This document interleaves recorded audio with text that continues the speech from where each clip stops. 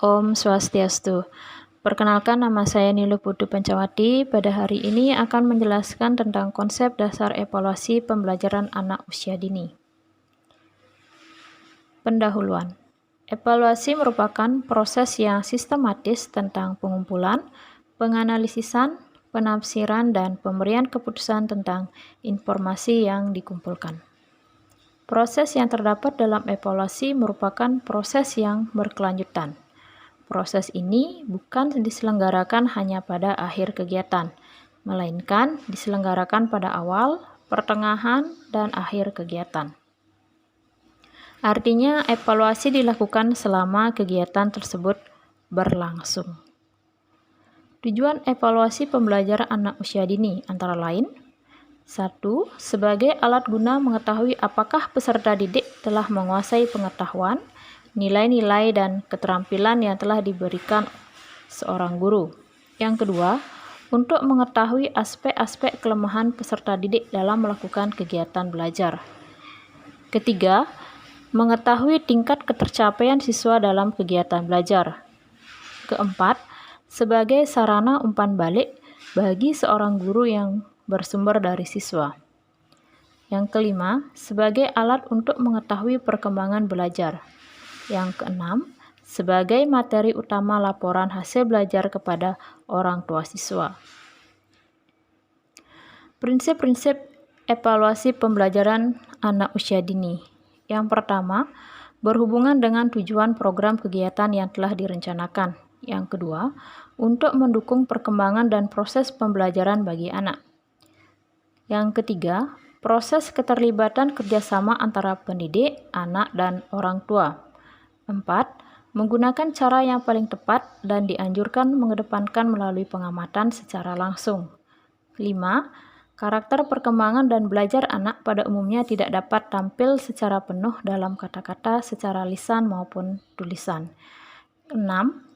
Tes, pengukuran, penilaian, dan pencatatan segala informasi perkembangan dan belajar anak hendaklah dilakukan secara tepat, objektif, dan segera. Batasan evaluasi pembelajaran anak usia dini. Yang pertama, tes merupakan salah satu cara untuk menaksir besarnya kemampuan seseorang secara tidak langsung, yaitu melalui respon seseorang terhadap stimulus atau pertanyaan. Yang kedua, pengukuran sebagai penetapan angka dengan cara yang sistematik untuk menyatakan keadaan individu. Yang ketiga, asesmen sebagai proses yang menyediakan informasi tentang individu siswa, tentang kurikulum atau program, tentang institusi atau segala sesuatu yang berkaitan dengan sistem institusi. Kemudian yang keempat, evaluasi memiliki makna yang berbeda dengan penilaian, pengukuran, maupun tes. Prosedur evaluasi pembelajaran anak usia dini. Yang pertama yaitu penentuan tujuan. Yang kedua, menentukan desain evaluasi. Yang ketiga, pengembangan instrumen evaluasi. Yang keempat, pengumpulan informasi atau data. Yang kelima, analisis dan interpretasi yang keenam, tindak lanjut. Kemudian teknik evaluasi. Yang pertama yaitu bentuk evaluasi pembelajaran seperti catatan harian. Yang kedua, catatan spesimen. Yang ketiga, checklist perkembangan anak. 4. Menyusun portofolio. Dan yang kelima, laporan hasil pengamatan. Berikut contoh catatan harian. Langsung saja ke peristiwa. Dama mengikuti pertemuan bersama guru dan teman-temannya. Selama pertemuan, Dama diam saja sambil menundukkan kepala. Evaluasi yang bisa dilakukan oleh guru adalah melakukan cross-check terhadap permasalahan Dama. Kemudian kegiatan yang kedua, Dama ikut duduk melingkar di karpet dan berdoa sebelum makan bersama guru dan teman-temannya. Ketika guru mempersilahkan semua anak untuk membuka bekal dan memakannya, Dama diam saja hanya memandangi bekal yang dibawanya. Ketika guru bertanya, "Ada apa, Dama? Ada yang bisa guru bantu?" Dama melihat ke arah guru sambil menggelengkan kepala, kemudian menunduk kembali. Guru bertanya kembali, Kenapa Dama tidak makan bekalnya? Dama hanya menggelengkan kepalanya. Apa Dama masih kenyang? Tanya guru kembali.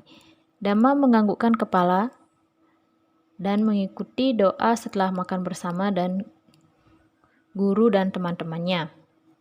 Evaluasi yang dilakukan guru, yaitu guru harus mampu mengerti gejala emosi dan sosial anak. Guru harus mengemas RPPH untuk mampu menggali masalah potensi pribadi anak. Kemudian guru harus mampu mensosialisasikan anak kepada lingkungan sekolah. Kemudian kegiatan ketiga, bermain di taman. Dama bermain ayunan sendirian. Ketika salah satu temannya mendekati dan bertanya, bolehkah aku ikut main? Dama mendorong temannya tersebut. Temannya terjatuh dan menangis. Dama memperhatikan temannya tapi diam saja. Ketika guru bertanya apa yang terjadi, Dama pergi meninggalkan guru dan temannya. Guru memanggil namanya berkali-kali, tapi Dama tetap berjalan meninggalkan mereka dan masuk ke dalam kelas. Evaluasi yang bisa dilakukan oleh seorang guru yaitu guru harus mampu melatih anak untuk bisa berbagi dengan temannya. Guru dapat memantau setiap gerakan anak dalam bermain.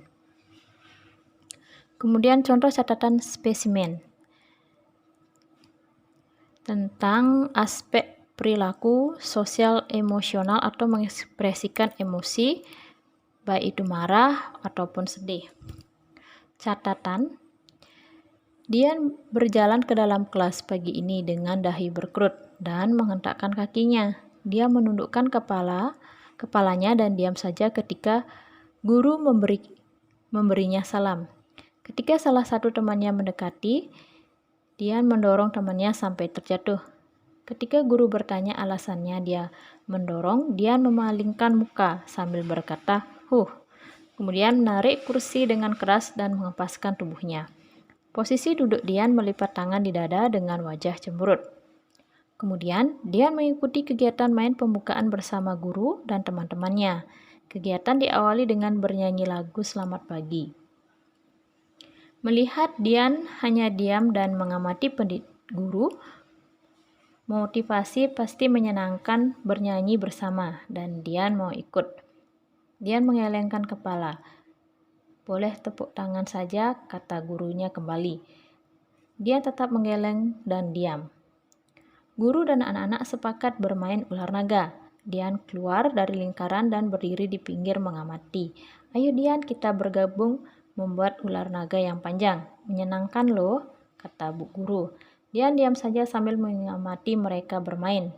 Guru terus memotivasi, tapi Dian tetap diam saja sampai selesai permainan dan berdoa sesudah kegiatan. Dian tetap diam saja, tapi dia mau masuk ke dalam kelas. Evaluasi yang bisa dilakukan oleh guru yaitu memperhatikan kembali permasalahan yang dialami oleh Dian, kemudian melakukan cross-check kembali terhadap materi dan konten pembelajaran agar lebih menarik perhatian anak.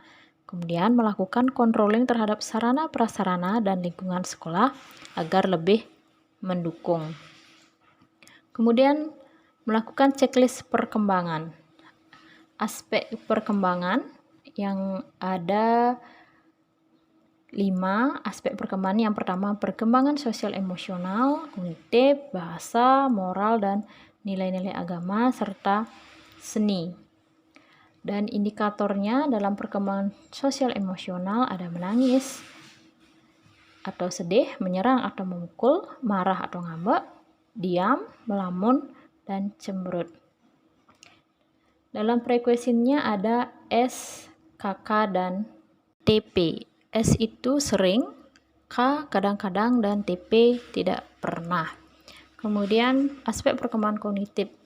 Indikatornya misalnya menunjukkan aktivitas yang bersifat eksploratif dan menyelidiki seperti apa yang terjadi ketika air ditumpahkan.